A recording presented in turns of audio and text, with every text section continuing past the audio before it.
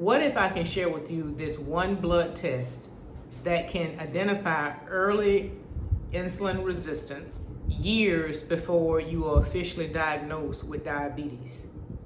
The unfortunate thing, most people have never heard of it. If you're looking to optimize your health and performance while reducing your reliance on the healthcare system, you're on the right channel. Let's get into the video. So I use the term insulin resistance, and so I think understanding goes a long way. So let's define what insulin resistance actually is. Insulin resistant is when the body becomes less responsive to the hormone insulin. So I shared with you in the intro that there's a test that most people have never heard of before that can identify whether or not you have insulin resistance to determine long before you develop the condition of diabetes. In most cases, type 2 diabetes is preventable and is treatable, okay? So you don't have to die because of diabetes or insulin resistance. So what are some of the common problems in receiving this test from most therapeutic partners or most physicians? Number one, most doctors, when they do your labs, the only thing they're going to check for is your fat. Well, most of them don't even check your fasting insulin, to be honest with you. Most of them are only going to check your blood glucose, which is the reading of your blood sugar at that particular time when they drew the blood, and they're going to check your A1C. Hey guys, this is Sabrina from the future. I just want to give a PSA, a public service announcement. The analytics in my YouTube studio shows that my audience the larger part of my audience is between the age of 35 and 44. And I want to stop by and tell you this is prime time for you to take a listen to this information that I am providing. You may have heard me say my mission statement, and my mission for this channel is to, number one, for myself, is to optimize my health and performance while reducing my reliance on the healthcare system. And I hope that the information that I share with you throughout my videos, as it deals with longevity and wellness, will help you do the same thing. So even if you're between the age of 35 and 44, and honestly, most of the content that I create is not for 35 and 44, it's usually between 45 and above. But it's never too early to start. If you yourself or you have a family history of chronic medical conditions, it's not too early to go get tested. A lot of these tests are very non-invasive. They cost a very little amount of money for the relief that you can receive. You need information and data in order to make the corrective changes in order to produce longevity in your own life. I hope that what I am sharing with you prompts you to be a better steward over your own life, take agency, take control of your own health, so you too can reduce your reliance on the healthcare system. What is your A1C? Your A1C is the average blood glucose level over a 2 to 3 month period. What is your fasted insulin? Fasted insulin is just that. This is where you have fasted over an 8 to 12 hour period. You have your blood drawn at that particular time, and whatever the reading from that fasted state of your insulin, that's what it shows from that reading. Okay, so you just get a total from that particular reading at that time. So what is the concern? Number one, these are the only tests that doctors typically order, and it does not give an overall picture of how your body, and specifically more so your pancreas, is responding to glucose. And then also, many doctors diagnose someone pre-diabetic or with diabetes only looking at their blood A1C. And then the other thing is, because for some people like myself, your numbers run very, very low. They're really, really good. My glucose is good. My fasted insulin is good. My A1C is superb. Okay, so for someone like myself, you could be oftentimes overlooked. Sometimes being a top achiever can put you in a bad situation, because oftentimes when you are doing well, which that's what you want to do, but you want to have a big, broad spectrum outlook on everything. You want to do well, and you want the right numbers, and you want to be within those.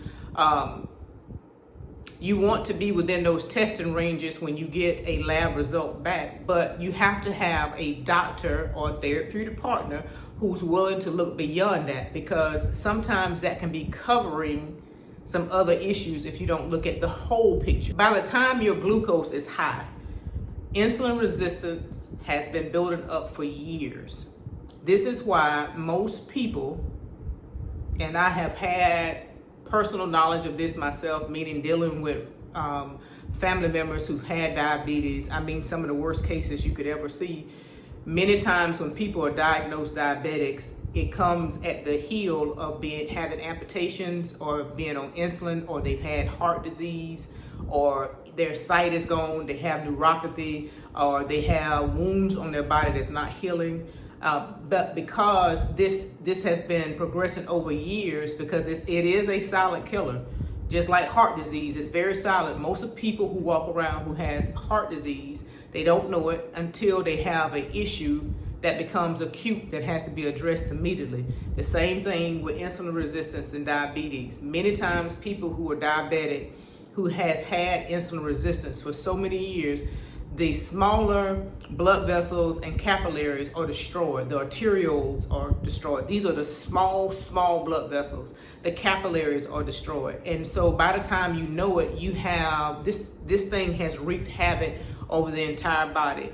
And I want you to take away from this that you do not have to die from diabetes, okay? You just need to know whether or not you have it, or whether or not you are predisposed to have it, and then you make the adequate lifestyle changes to remove yourself from being in that particular category, okay?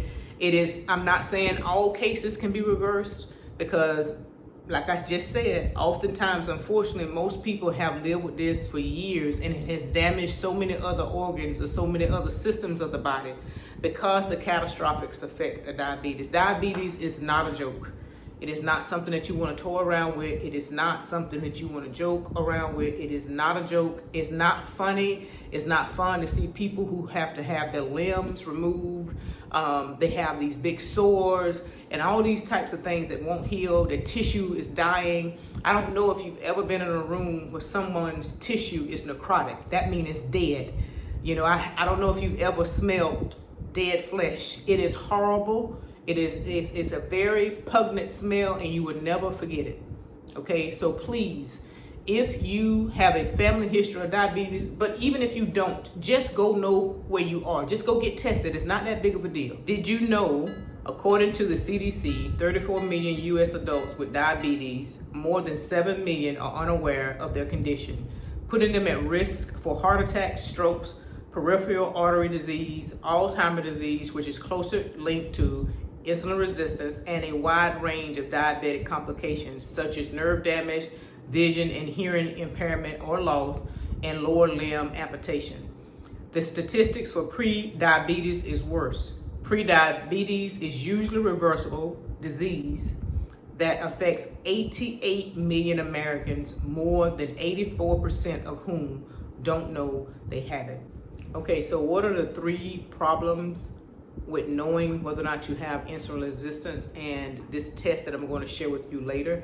Number 1 is most standard checkups only look at your fasting glucose, only looks at your A1C, and you're hard pressed, like I said earlier, to get a doctor to look at your A1C and your fasting insulin.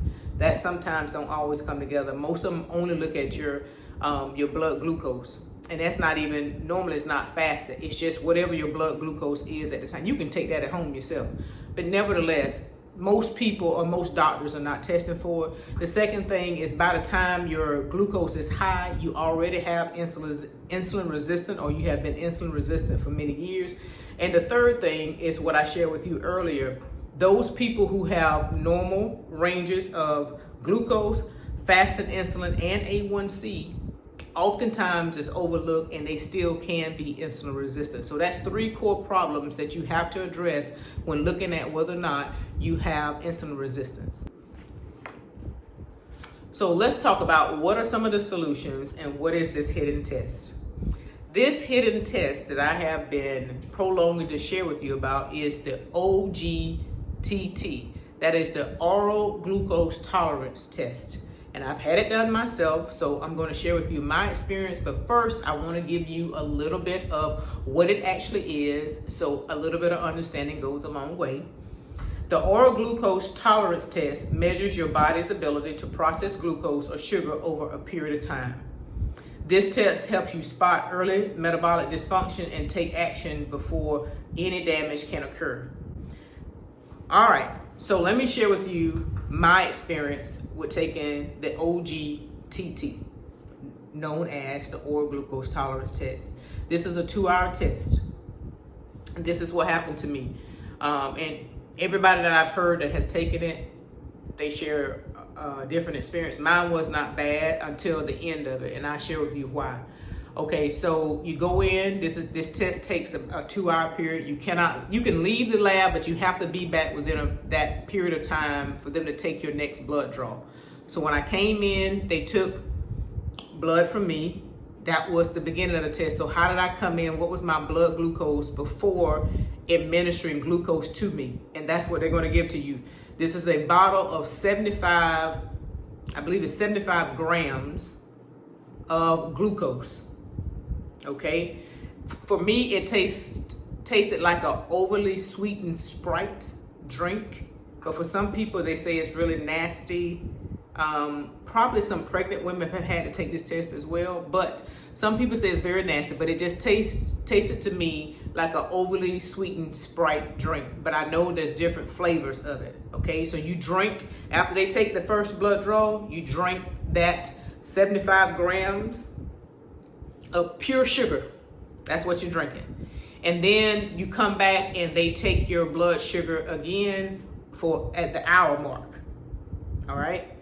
And then you go out and you have to be back within another hour, and they come out and take your blood sugar again at the hour mark. And what this is testing, so like I shared with you earlier, this test is determining, how well your body processes glucose, right? The key thing about this, the process is going to take you about 3 hours. The initial blood draw is prior to you're receiving the actual glucose itself. Now for me, after I finished, like I said, they did the first blood draw, I consumed the glucose, the pure sugar, because that's exactly what it is. It is pure sugar. I consumed that. I came back within an hour. They took another blood draw, and then I waited another hour, and they took a final blood draw. What I did not know, obviously I didn't get the test results at the end, but over the years, my entire life, I've always had a problem with carbohydrates, and let me explain to you what I mean. So you may see people who say they can eat 150 grams, 200 grams of carbs, 300 grams of carbs a day, and they're fine.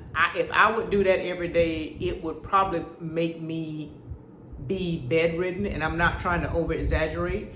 This is why I really say to each and every one of you, everybody has an individualized approach. The problem for me, oftentimes through my health journey, I did not have the intellect nor the formal education really to articulate what I was feeling. So if you would go to the doctor and say, I don't need to eat carbs and stuff like that, one of the main things people always try to get you to eat is potatoes and this, that, and the other. And I'm not saying I don't eat that from time to time.